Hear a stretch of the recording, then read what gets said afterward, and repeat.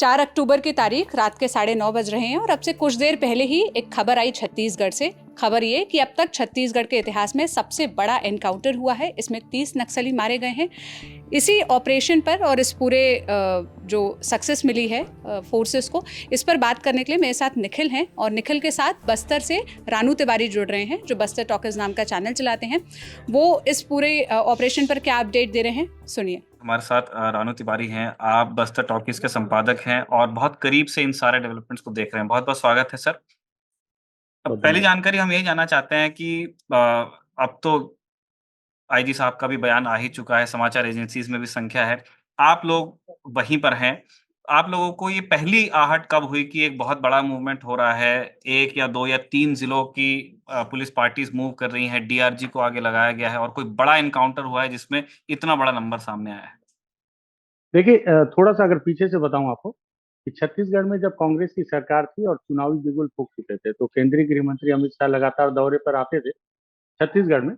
उस दौरान अपने हर चुनावी भाषण में एक बात का ज़िक्र वो ज़रूर किया करते थे कि अगर छत्तीसगढ़ में बीजेपी की सरकार बन जाएगी या आप बना देंगे, हम छत्तीसगढ़ को नक्सल मुक्त कर देंगे, जो छत्तीसगढ़ की सबसे बड़ी समस्या के तौर पर जाना जाता है। और छत्तीसगढ़ में बीजेपी की सरकार बनी।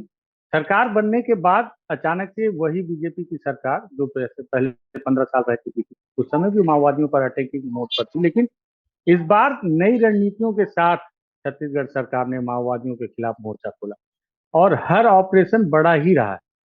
और यही वजह है कि जब से छत्तीसगढ़ में बीजेपी की फिर से सरकार बनी है चौथी बार, माओवादियों को लगातार बड़े नुकसान हुए और बड़े नुकसान होने के साथ-साथ जवानों को कम नुकसान उठाना पड़ा, बहुत कम। और उसमें कई बदलाव इन्होंने किए। हालाँकि पुलिस के अधिकारी सुरक्षागत कारणों से इन जो रणनीतियाँ बदली गई उसका खुलासा नहीं करते। लगातार काम करते-करते इन चीज़ों पे समझ में आया, सारी चीज़ों को स्टडी करते हुए। एक तो ये कि पहले जो ऑपरेशन हुआ करते थे जवानों के, उसमें संख्या बहुत लिमिटेड होती थी, लगभग 150 200 की संख्या में। अभी जो ऑपरेशन किया जा रहा है, ये अभी के ऑपरेशन में संख्या बहुत ज़्यादा बढ़ा दी गई है। इसमें कई कई जिलों के जवानों को एक साथ ऑपरेशन पे लॉन्च किया जाता है। अगर छोटी भी संख्या माओवादियों के एकत्रित होने की मिलती है जवानों को, तो उस इलाके में 2-2 3-3 जिले के जवानों को एक साथ उतारा जाता है और इनकी संख्या 1000, 1200, 1400 तक हो जाती है। 1400 जवानों को एक साथ उस पिन पॉइंट पर भेजा जाता है जिस इलाके में माओवादियों के उपस्थित होने की सूचना है। तो आज भी ये जो जानकारी मिली, तो लगातार इससे पहले अबूझमाड़ में कई 5-7 मुठभेड़ें हुई अलग-अलग दिशाओं में, अलग-अलग इलाकों में और हर मुठभेड़ में 1000 से अधिक की संख्या में जवानों को उतारा गया था। तो आज भी ये ऑपरेशन बड़ा कहा जाए कि अचानक से बड़ा ऑपरेशन नहीं था। इसी तरह के ऑपरेशन लगातार किए जा रहे थे। हाँ, इस ऑपरेशन में कुछ समय ज़रूर बीत गया था क्योंकि इसके पहले हापा टोला में जो कांकेर के इलाके में एक बड़ा मुठभेड़ हुआ था, बड़ी मुठभेड़, जिसमें 29 माओवादियों को मार गिराया गया था। और उसके बाद लगातार मुठभेड़ें हो ही रही थी, कभी इदूर के जंगलों में हो रही है, कभी रेकावया में 12-15 को मारा जा रहा है, कभी कुतुल की तरफ में 8 माओवादियों को मारा जा रहा है, कभी गमीड़ में 6 माओवादियों को मारा जा रहा है, कभी टेका-मेटा में 10 माओवादियों को मारा जा रहा है। इस तरह से लगातार ऑपरेशन चल रहे थे और सभी ऑपरेशन में कमोबेश संख्या जवानों की यही थी कि एक बड़े ऑपरेशन की तरह। तो आज भी बड़े ऑपरेशन की तरह ही इस ऑपरेशन को लॉन्च किया गया, लेकिन सबसे पहले प्राथमिक सूचना जो पुलिस ने साझा की, उन्होंने बताया कि 7 माओवादियों को मारा गया है। घटनास्थल से एक AK-47 इंसास SLR जैसे कुछ हथियार बरामद किए गए हैं। लेकिन 1 डेढ़ घंटे के बाद उन्होंने फिर एक प्रेस नोट जारी किया पुलिस ने और उसमें बताया कि 14 माओवादी मारे गए हैं।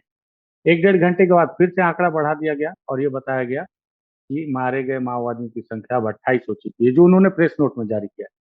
हालाँकि फ़ोन के माध्यम से अब पुलिस के अधिकारी स्वीकार रहे हैं कि 30 की संख्या हो गई है। SLR इंसास जैसे हथियार हैं। घटनास्थल से भारी मात्रा में दैनिक उपयोगी सामान बरामद किए गए हैं। नीति और कमलेश जैसे कुछ माओवादियों की शिनाख्ती हो चुकी। नीति अबूझमाड़ में एक बड़ा नाम था।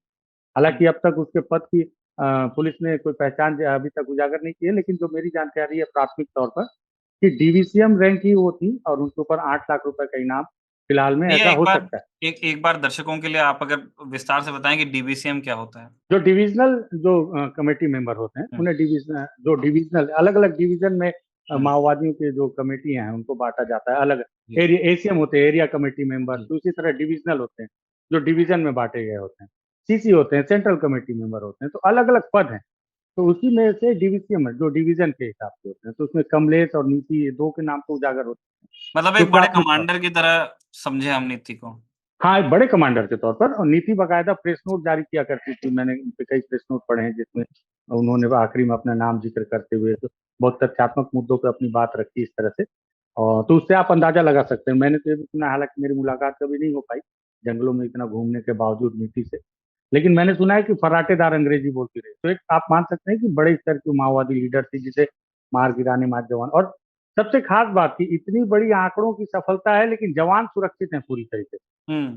बीते दिनों हापा टोला में जो मुठभेड़ हुई थी कांकेर जिले में, वहां 29 माओवादी मारे गए थे और उसे भी एक बड़ी सफलता मानी गई, क्योंकि आंकड़ों में इसके पहले दीपक तेलतुंबड़े को जब मारा गया था छत्तीसगढ़ और महाराष्ट्र के सीमावर्ती इलाकों में, तो वो 27 का आंकड़ा था। वो आंकड़ा पार करके 29 हो गया था।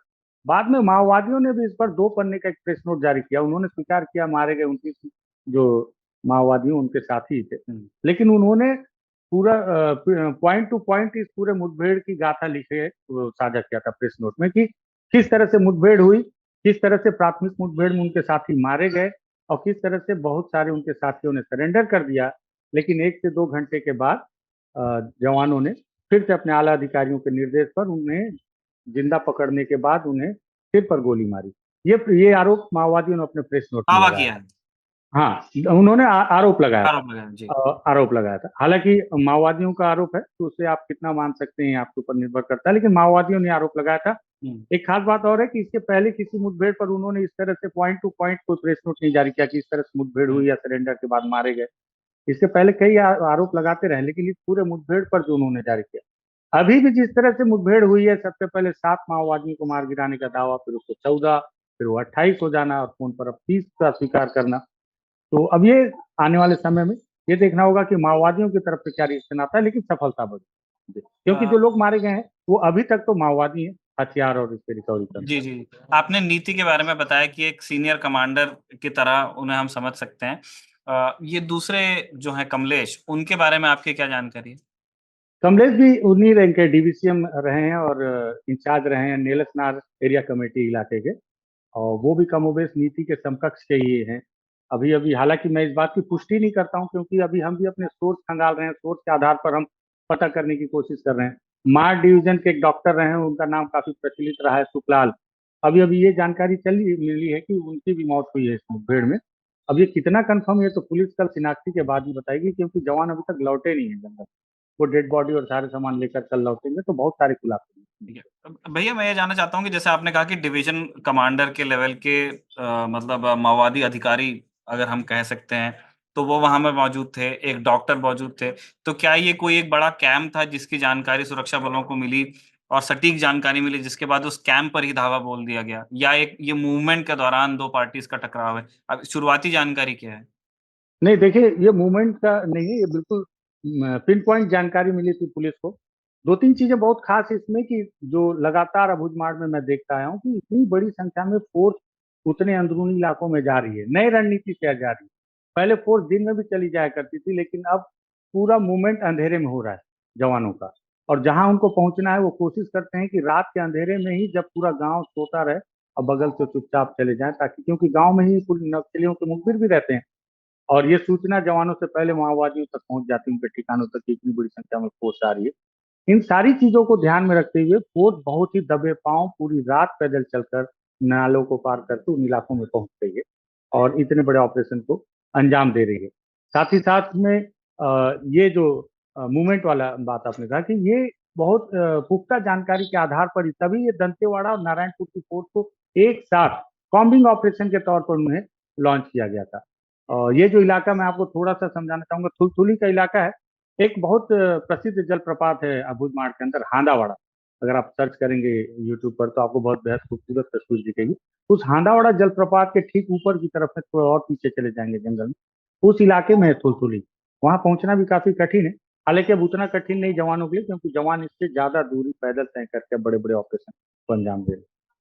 अंतिम 2 प्रश्न हैं भैया मेरे। एक तो मैं ये जानना चाहता हूँ कि जैसे हमने पूर्व में देखा है कि जो बड़ी सफलताएँ भी रही हैं सुरक्षा बलों की हमारे उ उसमें ये होता है कि एक नंबर आता है लेकिन शवों की जो बरामदगी होती है वो कई बार इतनी बड़ी नहीं होती। इस एनकाउंटर में हम सुन रहे हैं कि 28 शव तो आईजी के स्टेटमेंट के हिसाब से ही उनको बरामद हो गए हैं। जो ब शायद वो अब 30 कह रहे हैं तो वो बाकी शवों को या तो खोजा जा रहा होगा तो इससे पहले ये होता था कि माओवादी अपने साथियों के शवों को साथ में ले जाने में कई बार सफल होते थे और हमें कुछ कम शव ही बरामद होते थे सुरक्षा बलों को और बाकी फिर हमारे पास एक संख्या होती थी। इसमें आप देख रहे हैं कि बहुत बड़ी बरामदगी है और ये पिछले एनकाउंटर्स में भी हुआ कि अब शवों की बरामदगी ऊपर जा रही है। तो क्या अब एक किसी दूसरी रणनीति पे हमारे जो सुरक्षा बल हैं वो काम करते हैं? देखिए, माओवादियों की रणनीतियाँ बहुत स्तर पर फेल हो रही हैं। जैसे इसके पहले जो होता था कि मुठभेड़ हुई, 2-4 माओवादी मारे गए, लेकिन कुछ माओवादियों के शव वो अपने उनके साथी लेकर वहाँ से भागने में सफल रहे। ये पुलिस का बहुत पुराना बयान रहा है, हमेशा से ही। अब जंगल के हालात तो जवान ही जानते हैं या माओवादी ही जानते हैं, फिर सारी चीज़ें बयानों पर टिकी होती हैं, क्योंकि आप इसे क्रॉस चेक कर नहीं सकते। लेकिन दूसरी चीज़ क्या है कि इसके पहले ये होता था कि अंदरूनी इलाकों में फोर्स जाती थी, उनके मूवमेंट की जानकारी माओवादियों को लग जाती थी। कई दफे ऑपरेशन जवानों का होता था लेकिन एम्बुश माओवादियों का हो जाता था और उसके अंतर्गत जवान फंस जाते थे। सेकलगुड़म इसका सबसे बड़ा उदाहरण है। हिड़मा को खोजने गई थी फोर्स और खुद ही उनके चंगुल में फंस गई थी और 22 जवान उसमें शहीद हो गए। 22 जवानों को हमको होना पड़ा था। तो इस तरह से कई बार एम्बुश चेंज हो जाया करता है और ऐसे मौके पर जब जवान लड़ते हैं माओवादियों से, तो जब माओवादी क्योंकि वो अपने ही अपने जो उनका इलाका है, जो उनका कोर इलाका है, जहाँ पे वो आराम से रह सकते हैं, जहाँ उनके जो टेरेन उनके अनुकूल है, उस इलाके में जब अगर उनके एक आध तो साथी मारे भी गए या घायल हुए, उनकी संख्या ज्यादा है और वो एम्बुश लगा कर रखे हैं, वो जवानों को अपने एम्बुश में फंसाने की कोशिश में, तो अपने मारे गए या घायल साथियों को सबसे पहले वहां से निकालने में सबसे पहले टारगेट होता है कि वो वहां से ऑटोमेटिक वेपन रिकवर करना। दूसरा टारगेट होता है अपने मारे गए साथियों के शव को रिकवर करना और घायल है तो उसे सबसे पहले वहां से बाहर निकालना। अब क्या हो रहा है कि जो मैंने पहले ही बताया था कि 1,000, 1,200, 1,400 की संख्या में जवान जा रहे हैं। माओवादियों को 3 लेयर में 4 लेयर में घेरा जा रहा है। इतनी बड़ी संख्या में जब उनको घेरा जाता है तो माओवादियों के पास ये व्यवस्था नहीं बचती कि वहां से अपने खुद को बचाकर बाहर निकल पाए। अपने मारे गए साथियों को लेकर निकलना उनके लिए उससे भी ज्यादा कठिन होता है। बीते दिनों कुतुल के तरफ में धर्माबेड़ा के इलाके में एक मुठभेड़ हुई थी जिसमें 8 माओवादी मारे गए। वहाँ की जब मैंने ग्राउंड रिपोर्ट की, तो उस ग्राउंड रिपोर्ट में मैंने देखा कि 8 ही माओवादी थे और पहाड़ में एक चट्टान में फंस चुके थे और लगभग 1200 से 1400 की संख्या में एसटीएफ, डीआरजी और बस्तर फाइटर के जवानों ने उन्होंने 3 लेयर में चारों तरफ से घेर लिया था। कोई रास्ता ही नहीं था भागने का, उनके पास कारतूस खत्म हो गए थे और आखिरी में जो परिणाम आया कि 8 माओवादियों को जान से हाथ धोना पड़ा। तो इस तरह से अब ये कारण है कि मारे गए साथ अपने साथियों के डेड बॉडी को लेकर वो खुद ही नहीं निकल पा रहे हैं, तो उन्हें कहाँ से ले जा। दूसरी एक उनकी रणनीति फेल हो रही है कि उनके जो सूचना तंत्र है बेहद कमजोर हुई है। इतनी बड़ी संख्या में चारों तरफ से फोर्स उनके कोर इलाके में घुस रही है और उनके मुखबिर उन तक सूचना नहीं पहुंचा पा रहे हैं। जिससे एक बात तो तय है कि जो ग्रामीण है जो उनके लिए सूचना तंत्र का काम किया करते थे, अब कहीं ना कहीं अब वो उनसे विमुख होकर अब उनके सूचना तंत्र का काम नहीं कर रहे हैं या उनका सूचना तंत्र कमजोर हुआ है। भैया आपने गृह मंत्री की बात से शुरुआत की थी और वहीं पर हम आपको लेकर आना भी चाहते हैं। अबूझमाड़ में आप लगा लीजिए 8 या 10,000 स्क्वायर किलोमीटर का होगा और उसमें से 5,000 वर्ग किलोमीटर का है। माफ कीजिए 5,000 वर्ग किलोमीटर का। उसमें सुरक्षा एजेंसीज ऐसे कहती हैं कि लगभग आधे में अभी वो कैंप स्थापित कर पाए हैं, सड़कें चली गई हैं और जिसको हम कहते हैं कि एक तरह से मुख्य धारा में वो एरिया लौट गया है। बाकी जगह पे अभी क्या स्थिति है? और क्या अभी सुरक्षा बल इस स्थिति में है कि 1, 2 या 3 सालों में इस पूरे इलाके को मुख्य धारा में वापस ले आएँ? देखिए, सबसे पहले तो जो सरकारी दावे हैं मैं आपको बताऊं कि बीते दिनों जब से छत्तीसगढ़ में बीजेपी की सरकार आई है, सबसे ज्यादा मुठभेड़ अबूझमाड़ के कोने-कोने पे हुई है। हर उस इलाके पे हुई है जिस इलाके पे फोर्स का पहुंचना बहुत मुश्किल था और बहुत इत्तेफाकन मैंने हर मुठभेड़ की ग्राउंड रिपोर्ट भी की है जाकर, तो मैंने उन इलाकों को देखा है। तो ये जो दावा है कि अबूझमाड़ के बहुत बड़े इलाके में कैंप लगा दिए गए हैं, ये मैं इस बात से सहमत नहीं हूँ।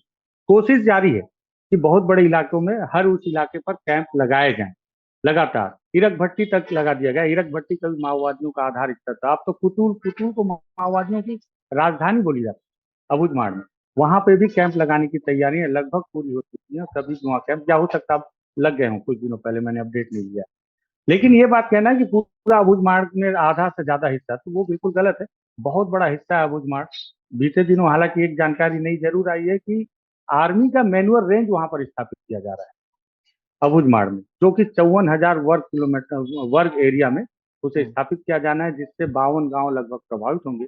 अगर आर्मी का ये मैनुअल रेंज स्थापित हो जाएगा तो कहा जा सकता है कि बहुत बड़े स्तर पर अबूझमाड़ को माओवादियों के चंगुल से रिहा कर लिया गया है, लेकिन उसमें आदिवासियों को भी बाहर निकालना पड़ेगा। तो मतलब अभी हमें देखना है इन सरकारी दावों के बीच में कि वास्तव में कितना अबूझमाड़ किसके हुँ। कंट्रोल में है, ये समय के साथ सामने आएगा। अभी का तो सत्य यही है कि हमारे सुरक्षा बलों का ये दावा है कि 30 माओवादी मारे गए हैं, 28 के शव बरामद हो गए हैं और अभी आने वाले समय में जब बस्तर टॉकीज़ पे छपेगी आपकी ग्राउंड रिपोर्ट तो उससे भी हम हाँ, ग्राउंड रिपोर्ट तो देखेंगे और करेंगे। उसमें जी। काफ़ी चीज़ें और सामने आएगी। आपने आज अपने बड़े व्यस्त दिन में से हमारे लिए वक़्त निकाला।